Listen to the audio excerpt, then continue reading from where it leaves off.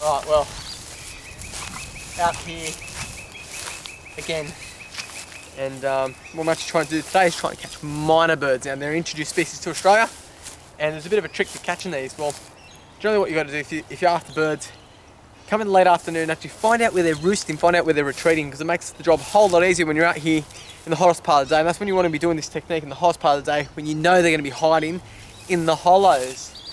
But we haven't had much luck so far. It's been close. So here goes tree 297, I think, Ron. Yeah, well. Anyway, but the whole funny part about using this technique is obviously you got to be quiet. That's the hardest part, because the birds will hear you coming. As soon as they hear you coming, Especially when he won't shut up. the birds will actually take off. So the best way of actually doing this, like in a really dense place like this, is you got to creep up, and when you do find a hollow, it's probably best that one person goes in there, not two people, because otherwise you're going to be making too much noise. But we've almost caught a couple. We'll catch one. We are going to catch one. Now, we're based on the fringes of a suburban area, where a large density of eucalypt trees offer a suitable microhabitat in the form of tree hollows. When doing this technique, I highly recommend it be used outside the breeding season, as you don't want to affect established breeding sites of native species. Having said this, a good understanding of which hollows are inhabited by which species should be your first objective, as you don't want to be catching non-target species such as native birds.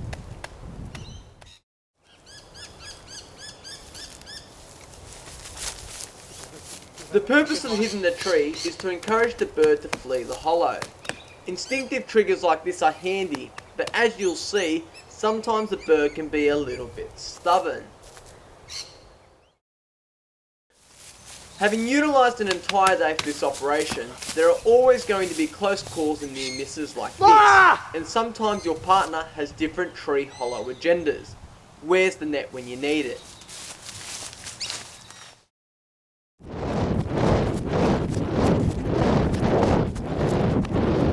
That one? Hold on. Oh yeah, he's all the way down there. Nice. All right. The stick was just long enough. Oh, he's not a minor bird. Starling.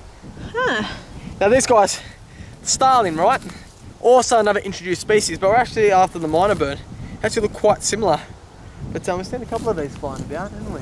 We have. Let's see if we get a minor. All right. Just need to get a minor bird!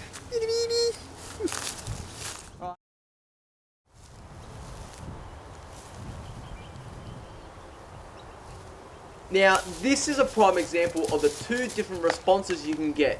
Either A, a bird that flees the hollow, or B, the bird that bunkers down because he knows there's something fishy going on outside.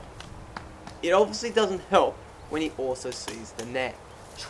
Now, I can see him, but trying to get him out is a little bit harder. Sometimes if you're lucky, you can get a long enough stick to probe him out.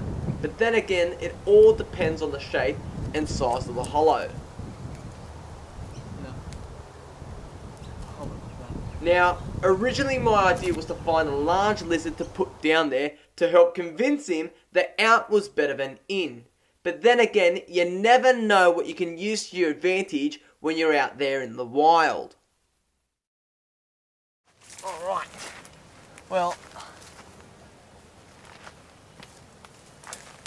I'm just trying to think how I'm going to get him out.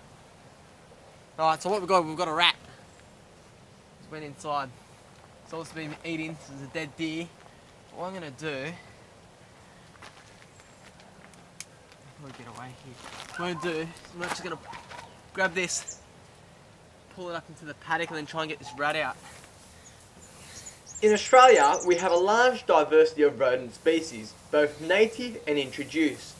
Some which weigh as less as 8 grams to other species which can weigh in excess of 1 kilo, such as the water rat.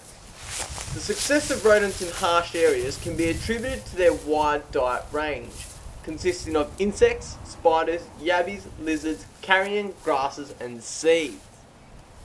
Personally, I would rather not catch rats because almost every time I was bitten as a child, a hell of an infection would set in, where my hand would literally swell like a balloon.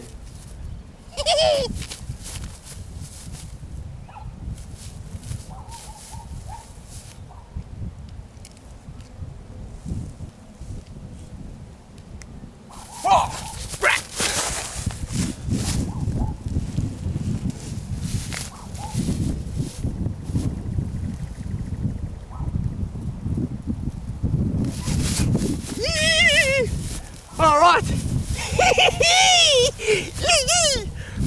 Don't climb up.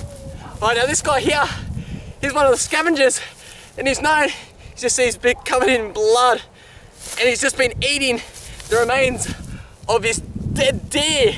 Now this guy here, he's known as the black rat. He's an introduced species here in Australia. Now, the funny thing about these guys is they've been able to pretty much live in any sort of habitat, from farmland to scrub to bush, and even in urban areas.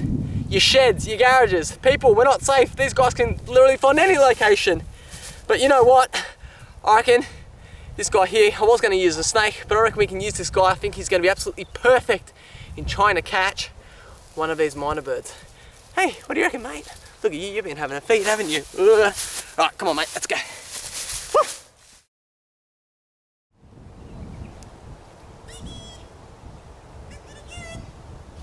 Where's the snake? Hey. Where's the snake?